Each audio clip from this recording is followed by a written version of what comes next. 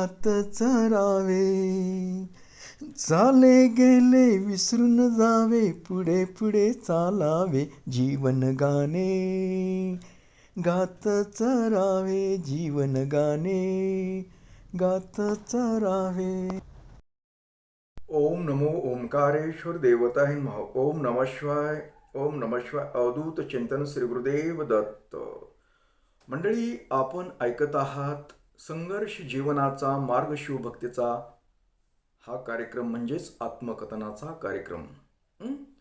आणि या मागील कार्यक्रमामध्ये आपण ऐकलं की आम्ही पितृदोष काढण्यासाठी नाशिक त्र्यंबकेश्वरला गेलो, पितृदोष वगैरे काढला. त्यानंतर माझे समजा पैसे हरवले, 2,000 रुपये बँकेतून काढता वेळेसच, म्हणजे बाहेर आले की कुठं पडले काही लक्षात नाही, आणि बऱ्याचशा भानगडी उद्भवल्या. आता हे भानगडीबद्दल सुद्धा सांगितलं की पितृदोष काढल्यानंतर 6 महिने त्रास होतो. पितृदोष काढल्यानंतर 6 महिने त्रास होतो. पितृदोष म्हणजे दोष आहे, तो काही नीट सहजी जात नाही, तू काहीतरी कुठाने करतो, हे तुम्ही ऐकलं. आता त्यानंतर आल्यानंतर आता आमचं रुटीनमध्ये चाललेलं होतं, पण जे माझे जाणते चुलते होते, तुम्हाला पाठीमागे काही भागामध्ये तुम्ही ऐकलं पण असेल, तर ते जाणते चुलते होते ना, म्हणजे त्यांची पत्नी अर्थात माझी चुलती. आता हे दोघंही फार वयस्कर. असं सांगत होती चुलती की माझे ज्यावेळेस वडील वारले होते त्यावेळेस चुलती रडताना बोलत होती की मी याचं बाळातपण केलं, म्हणजे त्यांनी अर्थात त्यांच्या सासूचं बाळातपण केलं. म्हणजे माझे वडील जन्म घेतले त्यावेळेस त्यांचं लग्न झालेलं होतं, म्हणजे माझ्या चुलत्याचं. म्हणजे एवढे मोठे चुलते होते, म्हणजे त्यांचं वय बघा आता, आणि चुलतीचं वय किती असू शकतं.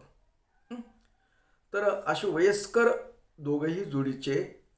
एक चुलती आल्यानंतर एक समजा वारली, समजा वयस्कर झाल्यामुळे थोडंफार आजारपण काहीतरी थोडंसं झालं, तर एवढं काही त्यांना कुठलाही त्रास झाला नव्हता. आणि त्याचं कारणसुद्धा सांगतो मी. ही माझी चुलती जी होती ना, फार अत्यंत कमी बोलायची. म्हणजे ते बोलणं मोजकं बोलायची, कामापुरतं बोलायची. आणि वेगळाच स्वभाव होता. ती घरामध्ये तिच्यासारखं शांत कुणीच नव्हतं. आता मी तुम्हाला सांगतो तर मला अजून चेहरा आठवतो. उंची कमी वगैरे, बुटके होते ते. पण त्या चुलतीला समजा इतर काही ज्ञान माहीत नव्हतं. समजा आमचे चुलते एवढे जाणते वगैरे, देवदेखातले वगैरे, पण त्या चुलतीला काही माहीत नव्हतं, असलं काही नव्हतं. पण चुलती एवढी श्रद्धाळू होती की विचाराचंच काम नाही. कारण प्रदोष व्रत ही तेव्हापासून मला माहीत होतं.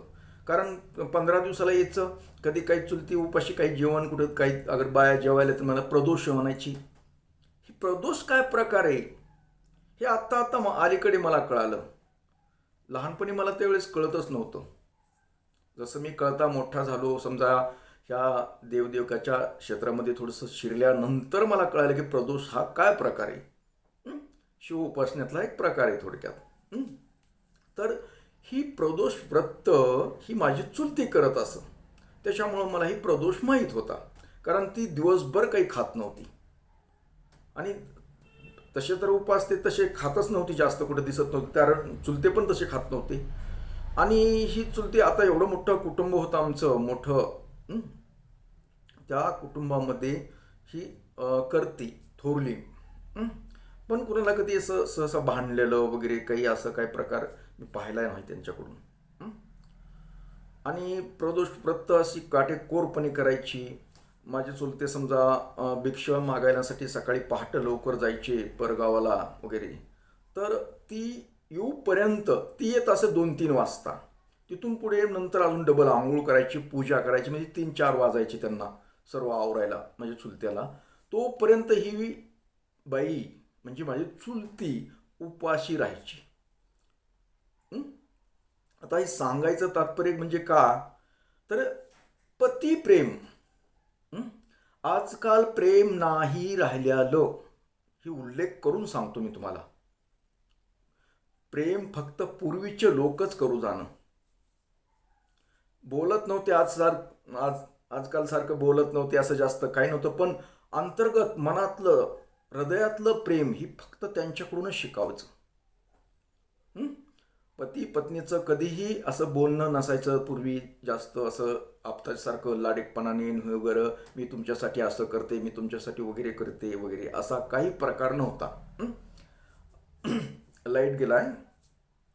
तर तरीही प्रेम ही अंतर्गत मनामध्ये असायचं, व्यक्त करायची गरज नव्हती, शब्दातून व्यक्त करत नव्हते. आताच्या सारखं पांचटपणा शब्दातून मी तुझं खूप प्रेम करतो, तुझ्यावर प्रेम करतो वगैरे काय काय बोलतेत ना, तुझ्या वाचून मला असं होतं, तुझ्या वाचून तसं होतं, हा काही प्रकार तसलं काही बोलत नव्हते.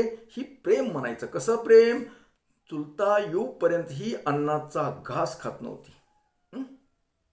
आणि कधी एरवी सुद्धा, उपासातच असावं असं काही नाही, तर एरवी सुद्धा ही कधीही अन्न ग्रहण करीत नाही, कारण नवऱ्याला जीव घातल्याशिवाय ती जेवण करत नव्हती. आताच्या बाया तिकडे ऑफिसमध्ये गेला की इकडे गाचा गाचा गाचा गिळत येतात. खूप फरक झालाय, खूप खूप. पण ते जाऊ द्या, आपला फरक आता आपल्याला सगळ्यांनाच माहिती आहे, मी सांगायची काही गरज नाही. तर असं त्यांचं प्रेम. तर आम्ही म्हणायचो खा की नाही नाही, ते येत आल्यास खाते, बरं ठीक आहे चाललंय.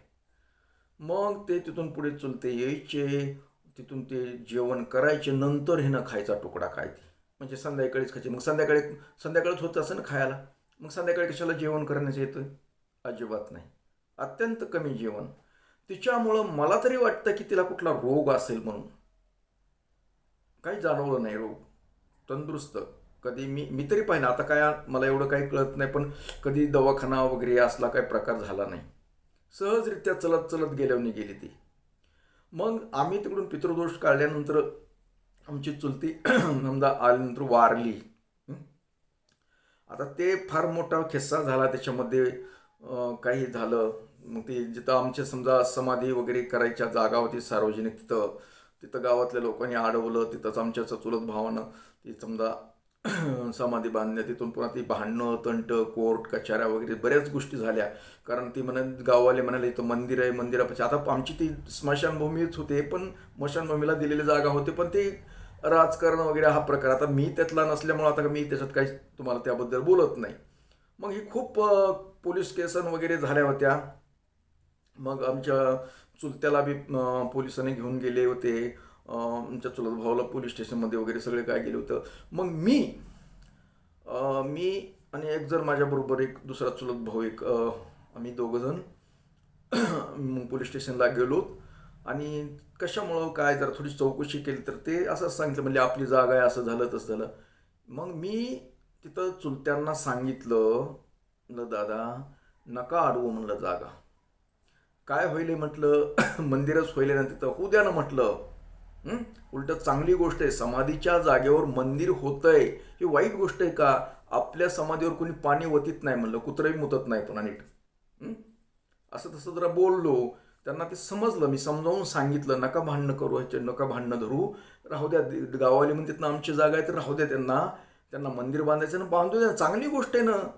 आपल्या समाधीवर मंदिर होतंय एक चांगलं, बघा लाईट आला, ही काय वाईट गोष्ट आली?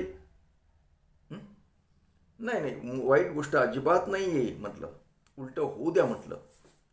आणि त्यांनी मग समजा गावावाल्यांनी त्यांनी चुलत्याने बी ऐकलं, ते मंदिर वगैरे बांधलं. आज शिव मंदिर मोठं झालं. ऐन चुलतीच्या समाधीवर शिवलिंग आहे, फार मोठं शिवलिंग आहे. आणि आमच्या समाजामध्ये समाधीवर काय असतं, शिवलिंगच असतं, छोटं असतं एवढं होतं. पण आमच्या चुलतीच्या समाधीवर फार मोठं शिवलिंग झालं तयार, म्हणजे केलं गावाल्यांनी, समाधीवरच बांधकाम केलं महादेवाचं मंदिराचं, शिवाचं मंदिर बांधलं. आणि मी जे बोललो ते सत्य उतरलं. आज त्या लोकांना, बऱ्याच आता लोकांना माहीत नाही, अलीकडल्या लोकांना माहीत नाही की इथं समाधी त्या गोसाईची, आणि त्याच्यावर हे शिवमंदिर आहे, आणि त्याच्यावर पूजा वगैरे होतात आपलं.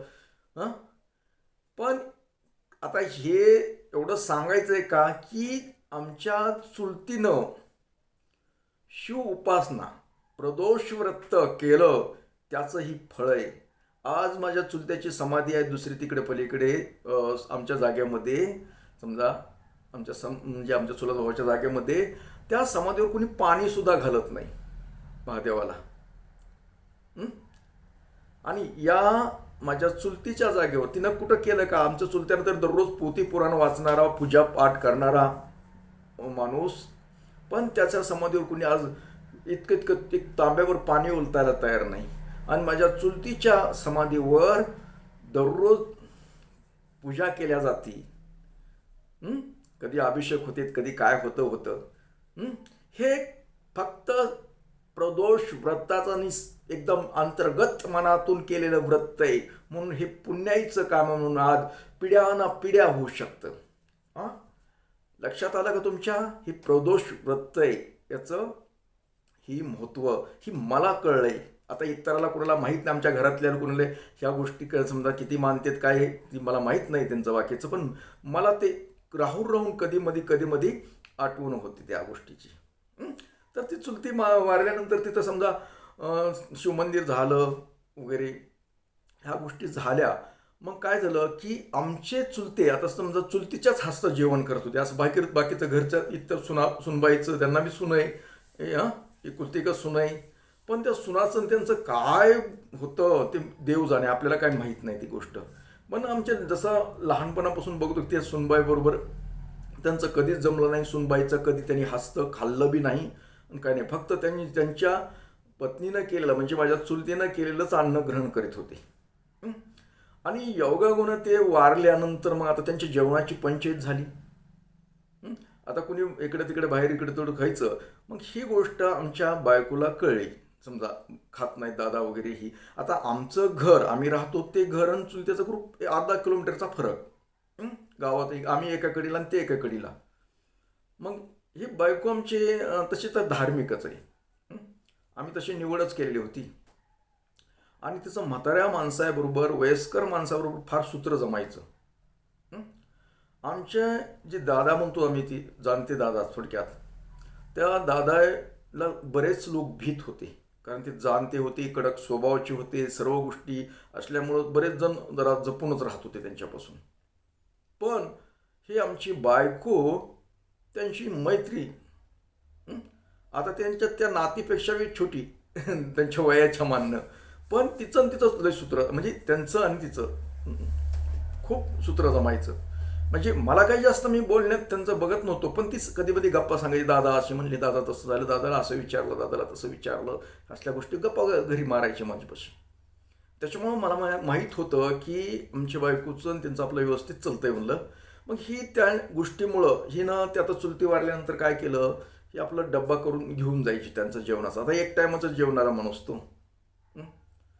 मग आपलं तिला एक सवय, आणि तिला बी आता बोलायला अगर ती गप्पा मारायला मजा वाटायची जरा त्या, आणि ते बी तिच्याबरोबर चांगले बोलायचे, त्याच्यामुळे त्यांचं सूत्र चांगलं जमत होतं.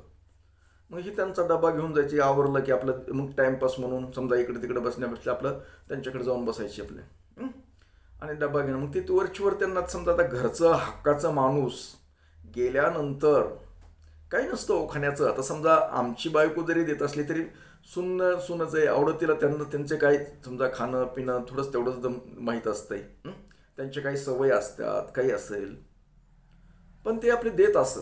मग तिला कधी चहा करायला लावायची. आता हिच्या मायला कधी चुलवून पेटवायचं काही माहीत नाही काही नाही, मग त्यांच्याकडे चूल होती, म्हणजे त्या चुलीवर मग समजा तुराट्या वगैरे काहीतरी करून ती कुणी आलं गेलं अगर त्यांना चहाची खूप सवय होती.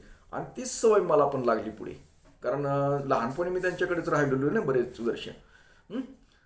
तर ते त्यांना माय चहा करून दे गोड बायडे असं, म्हणजे चहा करून दे म्हणजे त्यांनी थोड्या वेळानं चहा लागायचा. म्हणले एक 10 मिनिटानं जरी म्हणलात ना तुम्ही चहा प्यायचा का, तर होच म्हणणार. जेवत नसत पण चहा म्हणजे जबरदस्त होतं. तर ते चहा करून द्यायची त्यांना, हे असं चालायचं त्यांचं. मग मी यायच्या टायमाला संध्याकाळी त्याच्या अगोदर दिवस मावळाच्या अगोदर घरी यायची, आपलं पुन्हा स्वयंपाक वगैरे करायचं. मी आलो की नंतर आमचं मग काय झालं, दादाकडे गेलं ते वगैरे. कारण दादाला बी आता समजा ती थोडं म्हणजे डब्याची सोय झाली आमच्याकडून मिळायला लागला, समजा ही घेऊन झाली. कारण त्यांच्या बायकोच्या व्यतिरिक्त कोणाचा खात नाही. सोनबाई त्यांची देत नव्हती म्हणण्यापेक्षा त्यांचं सूत्र जमत नव्हतं. हं? आणि काय असेल ते असेल त्याच्या घरगुती प्रत्येकाच्या घरामध्ये काही ना काही असतं. हं? तर हे असं आम्ही तिकडून आलं. मग ते ही गप्पा आम्ही गेलतात, पितृदोष वगैरे काढले असले तसल्या गप्पा वगैरे असलं तसलं बोलायचे त्यांच्या घरी काय जे असेल ते. हं? आणि ही त्यांचं सूत्र जमण्याचं म्हणजे कारण ते आमच्या बाळाच्या संदर्भातला घोटाळा होता. कारण तिला वाटायचं बाळ का होत नाही, मग ती काही देवाचं वगैरे आहे का काय का असं, म्हणजे ते पण पण त्यांनी कधी बाळाच्या संदर्भात कधी चर्चा केली नाही असं मला तरी वाटतं. कधी ती बनली नाही मला कधी. हं? तर हे असं चालायचं, येणं जाणं आणि हे चहा पाणी करण्याचं. हे तिला चहासाठी आवश्यक गरज होती, त्यांना चहा करून द्यावा लागायचा. मग ही जात असे सारखी. आणि चहाहून मला एक आठवलं, कारण चहा विषय निघाला. आता मला पण तशी सवय, खराबच सवय, ती चांगली सवय नाही आहे. माझे म्हणजे मामा म्हणजे कोणते, आत्याचा नवरा. हं? ते पण फार वयस्कर, हं? जुन्या काळातले. ते काय त्यांचं व्यवसाय काय होता, मृदंग तबला वगैरे ते तसे ते बनवत असत, ते तसे त्यांचा तो व्यवसाय होता. भजनामधले मृदंग वगैरे, ते शाई भरणं वगैरे असे काही प्रकार ते करत, ते त्यांचा तो बिझनेस होता. मग ते आमच्यापासून म्हणजे जानेगावापासून एक बोरगाव, सोमनाथ बोरगाव म्हणून एक गाव आहे, तर माझ्या माहिती 30-35 किलोमीटर येत असेल ती. तर ते मामा, आता हे कसं, माझे चुलते माझे वडील म्हणलं की त्यांचे मेहुणे. हं? मग हे मेहुण्याकडं अगर इकडे येत असत ना, ते त्यावेळेस ते पायी येत असत. त्यावेळेस सोयी नव्हत्या. एसटी असली तरी एसटी नेत ना, मधून यायची, मधून म्हणजे शॉर्टकट मार्गाने चालत. मग त्यांची आठवण येण्याचं मी कारण सांगतो चहावरून. मला बोलत बोलत आठवण आली त्यांची. तर ती मामा अशी, त्यांच्याकडे मामाकडे एक मोठी पिशवी होती, अशी फार मोठी, अशी इकडे गळ्यात अशी अडकून ती मोठी चिवून. त्याच्यामध्ये त्यांचं साहित्य कोणतं, ते मृदंगाच्या शाई भरण्याचं वगैरे असे काही हातोडी पितोडी बरंचसं साहित्य असायचं त्याच्यामध्ये. त्या पिशवीमध्ये जाड कपड्याची पिशवी होती, तसले वेगळ्याची ताडपत्रीची पिशवी असावी बहुतेक ती. आणि त्या पिशवीमध्ये एक विशेष असायचं. काय असायचं विशेष, चहाचं साहित्य. एवढे एवढे विकोम वज्रदंती म्हणून एक त्यावेळेस फरक होते त्या जुन्या काळामध्ये. त्याच्यामध्ये चहा पावडर, पुन्हा तशीच बाटली, त्याच्यामध्ये दूध, म्हणजे त्या काळातल्या बाटल्या तसा वापर होता. आता सारख्या बिस्लरच्या बाटल्या नव्हत्या ती. तशी बाटली, दूध, साखर, ही सर्व ते साहित्य त्यांच्या त्या बॅगमध्ये असं, म्हणजे तसली मोठी पिशवी होती ती ताडपत्रीची. एक वेगळी कप्पा होता, त्या कप्प्यामध्ये सगळं साहित्य असं. आता ही बरोबर का आणायचे, त्याचं कारण, पूर्वी कसं होतं, चहा पिणं म्हणजे दारू पिल्यासारखं होतं. म्हणजे सहसा आतासारखं सरसंकट घरामध्ये चहा होतच नव्हता. आता कसं प्रत्येकाच्या घरामध्ये चहा होतो, पूर्वी तसं होत नव्हतं. काही ठराविक लोकच चहाचे तलपेन होते. आणि चहा पिणं, लहान मुलांनी चहा पिणं ही वाईट आहे. अगर म्हणजे काही ठराविक मोठे मोठे माणसंच फक्त प्यायचे चहा. आणि त्या मामांना तशी चहाची खूप सवय. त्यांचे चहा आणि बिडी, बिडी एक ओढत असत. त्याच्यामुळे त्यांचे ओठ ना, ही बिडी ओढून काळं, आणि चहा पिऊन इथं काळं झालेलं होतं, म्हणजे करपाला येऊन दिसायचे ओठ त्यांची. असं आम्ही बघायचं त्यांच्याकडे, लहान होतो आम्ही छोटे छोटे. तर ते मामा पूर्वी यायचे आमच्या लहानपणी. तर त्यांच्याबरोबर ते साहित्य घेऊन यायचे. मग काय करायचे, आता मला एकदा काय झालं, मी महाग लागलो त्यांच्या आत्याकडे यायचं म्हणून. आता आत्या पण खूप वयस्कर, माझ्या वडिलाच्या कितीतरी मोठ्या होत्या त्या. मग त्या आत्याकडे जायचं म्हणून महाग त्यांच्याबरोबर म्हणले, चल म्हणले. हां, आता मग त्यांनी आम्ही आता चलत, ती काय तीच चालत जात होती, तर काय आम्ही बी चालतच ना. मग ते कुठं पाण्याचं ठिकाण दिसलं, विहिरी वगैरे काही दिसलं की तिथं ते विहिरीचं पहिले मोठ असायच्या, त्या मोठ्याने पाणी काढण्याचं असं. मग तिथं कुठेतरी सावली वगैरे असायची, आंब्याचं झाड, चिंचेचं झाड, कुठलं तरी झाड असायचं. मग इकडे ते डिगुळा आंबा म्हणून एक तिथं एक त्या रोडच्या पलीकडे एक झाडं होते मस्त आंब्याचे वगैरे, तिथं झाडी होती, तिथं विहीर होती. विहिरीतून मग ती पाण्याची सोय पण काढणे मस्त. आणि बऱ्याच वेळेस काय असायचं, पूर्वी विहिरीवर पवरा असायचा, म्हणजे पाणी शेणण्यासाठी. पाणी लोकांना पूर्वी असे कुठेही बोरं, कुठेही नळ नव्हते ना. मग ती पाणी लोक सरू लोकांना पाणी वाटाच्या शेजारी विहीर असली की तिथं पवरा असणारच 100%. तसं आमच्या इथं कुंभेफळा आपल्या ह्याच्या गौतम भाऊचे वडील शंभू अण्णा, त्यांच्या त्यांच्या विहिरीला वाट्याच्या कडीला विहीर होती, त्यांनी पण पवरा असं ठेवलेलं असायचं.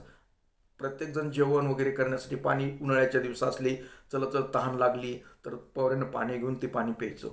हं? तर तसं पवरा वगैरे होता त्या विहिरी होती. तर मग त्यांनी 3 दगडं मांडले, तिकडं तिकडून तिकडून आयसन बघितलं, पेटवलं, त्यांच्याकडे ते तसले चकमक. आता त्या लोकांना तर कळणार बी नाही ती चकमक काय प्रकार होता ते. म्हणजे एक पोलादाचाच एक तुकडा असायचा आणि 2 गारगोटी, आपलं गारगोट असायचं, त्याच्यावरती एक कापसासारखं कोणतं तरी कप काहीतरी असं एवढं एवढं लावायचे आणि त्याच्यावर असं असं करायचे की ती ठिणगी पडली की ते पेटायचं. आणि ते पेटलं की ते त्या बिडीला लावलं की बिडी वळलं की ते फुलायचं की त्याचं ते मग त्याच्यावरून विस्तू तयार करायची, म्हणजे आग तयार व्हायची. हे तंत्र त्यांच्याकडे होतं ते. मग त्यांना ते आग तयार करायचे आणि ते चुलीवर 3 दगडावर मांडलेले चुलीवर ते एवढीसं पातेलं एक असायचं बरोबर त्यांच्याकडे. त्यांच्यापुरतं आपलं एक 2 कप पाणी बसलं असंच, आणि त्याच्यावर ते चहा बनवायची. मग ते मला म्हणले, बाळा प्यायचं का? मला त्यांनी चांगलीच मग ते थोडंसं आपलं कसं तरी एक होते एक आपलं फुलपात्रासारखं त्यांच्याकडे, त्याच्यात चहा द्यायचे. हे असं म्हणलं, ही रस्त्याने जाताना 4-5 वेळेस चहा पिली. कुठं कुठं थांबले की बसले की बिडी वळणं, चहा हे आपलं उकळूस तर बिडी वळणार, हे असं. मग हे तर आमच्या गावाकडे बी आले ना तर ती घरी नसत येत. ती दादाच तिकडे एक झोपडी तिथं थापायचे ते, आणि त्या झोपडीत तिथं त्यांची त्यांची चूल मांडायची. दगड मांडायचे आणि त्या दगडावर आपली त्यांचं एवढं पातेल, त्यांना कधी बी दिवसातून किती वेळेस बी चहा लागायचा ना. मग ते मी असं जरा थोडं मोठं झाल्यानंतर असं हमेशाच येत होते ते. मोठं झाल्यानंतर मी त्यांना विचारलं, मामा तुम्ही घरी का चहा पित नाही? तुम्ही तुमचे दगडं मांडून असा का चहा करता? तर त्या मामाने मला एक गोष्ट सांगितली. हे बघ म्हणले, बाळा म्हणले आपण पाहुणा माणूस आहे. आता लोक म्हणते घरी सारखं सारखं चहा करून द्या, चहा द्या, कसं म्हणावं बरं म्हणले. म्हणून आपल्याला तर सवय आहे, तलप आहे. म्हणून आपण आपलं पाहुण्याच्यात जरी असलं तरी आपल्या आपल्या चूल मांडणं, दगड मांडणं, आपलं करणं चहा. आता त्यावेळेस मला काही त्यातलं महत्त्व काही कळत नव्हतं. म्हणून आमचं घर आहे ना म्हणलं, म्हणायचं. नाही तुमचं बी घर असलं तर तुमच्यात तरी कुठं चहा करतात, मी आणलेले असतो म्हणले बरोबर, असे म्हातारे होते ती. तर एक चहाच्या तलपीवाली माणसं असं करत होते. पूर्वी हॉटेल वगैरे कुठं काही नव्हतं ना जुन्या काळामध्ये. माझ्या लहानपणी असे कुठेही हॉटेल वगैरे काही नव्हते प्रकार. तर ही चहाहून एक त्यांच्या आठवण झाली. तशी सवय मला पण लागली, पण मी काही तसं काही करत नाही, दगडं मांडत नाही अथवा कुठलं काही करत नाही, काही नाही. आपलं कुठं लालं हॉटेल बिटे दिसलं चहा पितो. तर असा प्रकार. मग ती दादांना भाकरी अगर डब्बा देण्यासाठी माझी मंडळी बायको जात असं ही ते आमच्या गप्पा त्यांनी संध्याकाळी आले की सांगायचे, दादा असे म्हणले, दादा तसे म्हणले. पण मी जात नव्हतो थोडं. तर ती एका दिवशी असं म्हणले, तुम्ही का जात नाही? तो त्यांच्याकडे आता वय झालंय त्यांचं, आई नाही का, मग जायचं ही असं तसं. मी तिला एक गोष्ट सांगितली. अगं म्हणलं मी गेलो असतो म्हटलं, पण काय आता पूर्वी माझं त्यांचं लय सूत्र जमत होतं. पण अलीकडल्या काळामध्ये काय झालं होतं, एक घरगुती आमच्या प्रॉब्लेम, शेताच्या वाटणी संदर्भातलं माझी त्यांची झाली होती भांडणं. आणि भांडणं होण्याचं कारण बी काय झालं होतं, मी राहिलो रगेल. रगेल म्हणजे एकदम तरुण यंगमधला, सळसळणार रक्त. आणि मी सहज म्हणलं त्यांना, मला कशाला तरी गरज पडली होती, ते म्हणलं दादा आम्हाला द्या ना आमचं शेत वाटून. ते मला त्यांना राग आला त्या गोष्टीचा. मग ते म्हणले, ए झुंजुरटा, असं काहीतरी शिवी दिली मला, काहीतरी भोसडीचा काहीतरी म्हणले, तू कोण विचारणार असं काहीतरी बोलले त्यांच्या टेन्शनमध्ये. मग त्या रागामध्ये म्हणलं आमचं असून आम्हाला का देत नाहीत, असं काही काही झालं. मला तेवढंही काही आठवत नाही. पण ती म्हणले तुला असं करीन, तुला फुकून देईन, अमुक करीन, म्हणजे ती जादू टोण्याच्या हिशोबाने बोलायला लागली. मग आमचं टाळकं सरकलं.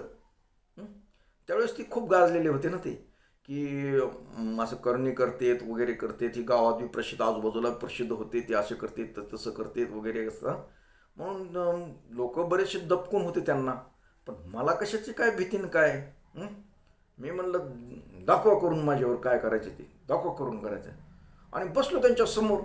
ते काही बी छाव अमुक तमुक ह्याव करायले त्याव करून, म्हणजे रागाच्या भरात भांडणामध्ये. आणि बरेच वेळ होते त्यांनी काय काय केलं, पण मला काही झालं बी नाही. काही झालं नाही. लोक सगळे जमले, कटाडा जमला होता. म्हणजे आता ह्या पोराला काय करते तर काय करते, जादूटोना करणार देत. पण मला एक इतकी सुद्धा भीती वाटली नाही की काय नाही, मी घाबरून गेलो नाही, काही नाही, काही नाही, काही नाही. त्यांनी खूप काही काही काही काही काही नाटकं झाली, पण त्या नाटकाचा काही उपयोग झाला नाही. फक्त मी मनामध्ये फक्त ओम नमः शिवाय नमः, ओम नमः शिवाय, ओम नमः शिवाय नमः, ओम नमः शिवाय म्हणत राहायचं. आणि त्यांनी ती मंत्र बोलायचं. त्यांनी खरं रागातून माझ्यावर प्रयोग करून बघितले, पण मला काहीही झालं नाही, काहीही झालं नाही. मग लोकांनी सुद्धा काही जण वाटलं, अरे एवढंही करणारा माणूस ह्या पोराला कसं काही झालं नाही. कारण मी त्यांचे पण प्रयोग बघितले होते. इतराच्या ह्याच्यावर काही बाधा वगैरे झाल्यानंतर कसे काढायचे, काय करत होते, मीच पाहिले होतं लहानपणापासून, त्यांचं सगळंच माहीत होतं.